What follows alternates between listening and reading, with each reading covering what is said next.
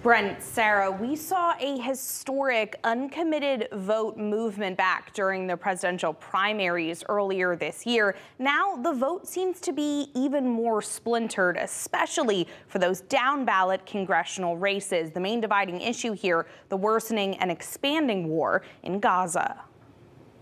Both of these people support genocide!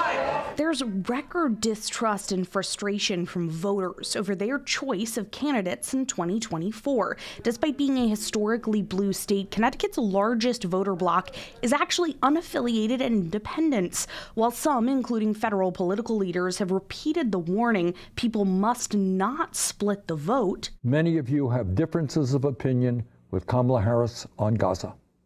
So do I. But we cannot sit this election out. Trump has got to be defeated. Let's do everything we can in the next week to make sure that Kamala Harris is our next president. Others say they can't fathom bubbling in any of the major party candidates on their ballot. So many people are frustrated by the amount of times they've called their representatives and have just been summarily ignored. There is another way for us to get our message across and to force our representatives to listen to us. During the April primary, more than 7,600 registered Democrats in Connecticut voted uncommitted for the presidential candidate, about 11% of the turnout. What was meant to be a primary movement to get the presidential administration and congressional delegations' attention is now continuing for many who say they're ready to cast their votes for more third-party candidates. We're going to hold them accountable, and they don't have our votes. If they want to keep their jobs, they have to actually change. Tuesday night, just 1 week from Election Day, the group Justice for Palestine in Congress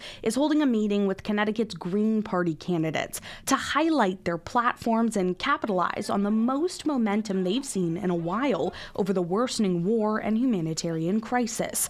But many wonder just how much momentum this could really be, and will non-major party candidates ever stand a chance in our system? We haven't engaged in meaningful electoral reform. I think we're overdue, but we haven't done that in a long time. I think everybody's afraid to really do substantive, meaningful reform, and I'm frankly not optimistic that anything about this electoral cycle will produce changes in a way that haven't occurred before.